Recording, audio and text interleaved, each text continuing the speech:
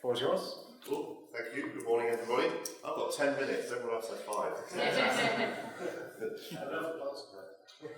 Okay. Yes, I'm from MapAction. I volunteer for MapAction. I'm going to talk a little bit about what we do and a little bit of a call to arms as well. So, we are a UK-based charity which provides in-field mapping services. So we've been operational for, well, you can do the maths, I'm just about covered out, about 14 years, and we're mostly volunteers with some field staff, with some staff, permanent staff involved. Mostly UK-based. We do have an operation in the Caribbean, which serves that area, and some other members are from within Europe.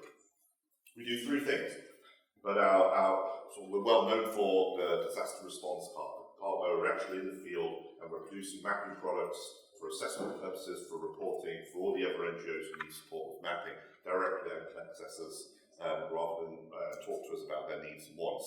But we also work with other agencies for disaster preparedness, so we go to work with other countries to be able to think about how to build up their operations as well as providing training. Oh, that didn't work well, did it? So, but I think you can count from that. The fonts really failed on that one.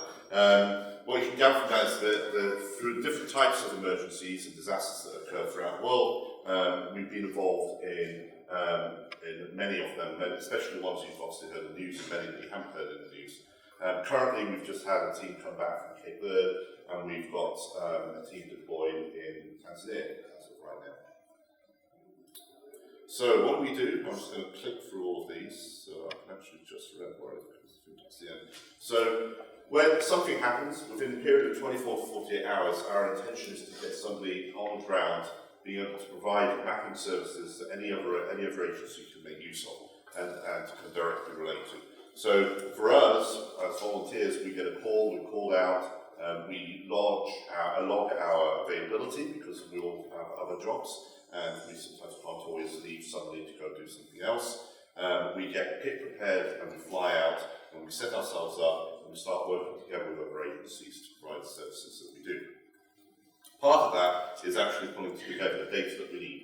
So some of that will be OpenStreetMap data and some will be other data sets from other sources as well. So that will be maybe population data, maybe other data that's not necessarily to do with topography or with geography.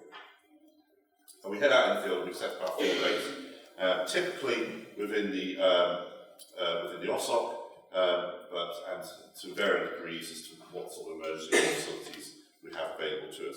But we take all the kit with us, obviously all the kit that we need to produce to create any mapping features or any printing or anything else. And what's important is how that has evolved over the years. So when we first came into existence, it was very much about paper maps, and it still is very much about paper maps. People like to have something in their hand that they can annotate. But obviously the digital space has increased, and so people also have digital devices that they want to pick up data as well as mapping on. So we create a digital hub that people can connect to, and they can download content from within that. But we also, apologies, jump through those. But we also upload data to other repositories as well. So, for example, the Humanitarian Data Exchange, so we'll make sure our data can be uploaded to there, and to other areas that may want to use the data we have. So our remit is to try to make that data as open as possible. There may be reasons why that's not possible. There may be sensitivities around that data, or there may be some political reasons that we've actually been asked. But as much as possible, we try to make that open and available to everybody who requests it. And these are the sort of things we produce. They're just random examples I took from other slide sets, so they don't necessarily mean anything specific. But it's about producing a product that sort of encapsulates data that's coming in from assessments, from field operations, and it helps other decision makers decide where to send people, where to send aid, what is going on the ground, and sort of encapsulate that for organisational meetings, perhaps for funding meetings, etc., etc. This is just one that's a little bit different, radio station coverage. We produced one map, particularly for Nepal, which is looking at elevation, because helicopters can only obviously fly to a certain elevation, and so travelling up valleys becomes something of an issue, because we have to think about what is the elevation of the valley, rather than just flying simply over the mountains. So this is what our aims are. We want to be leading provider of mapping services actually in the field, so on the front line. We want to work with other organisations, so we want to be much more collaborative. That's all part of all of our remits. And we want to be able to lead in the part of transferring data and mapping to other organisations. Again, mostly in the field. And when we leave an area, it is vital that somebody else picks up the work that we have. So we don't just come in and do that and then leave. We make sure that's picked up by local or other national agencies like that. So we deploy typically a 3-person team. We deploy probably for the first 2 weeks of the emergency, unless it looks like our need is greater, or it goes on for longer, or asked specifically by other agencies to remain in the field. But like I said, we're all volunteers, so we can get 2 weeks off work, but then it starts to get a little bit difficult. Like I said, we work with a whole bunch of agencies. I'm sure you recognise those, especially particularly the hot symbol on there. But in the last couple of minutes, we work a lot with OSM data. We've used hot data, or data to be used provided by hot, within a number of our operations, specifically initially in the Philippines, but more recently in Nepal. And finally, I'm sorry this has all been a bit rushed, but please come and talk to me afterwards.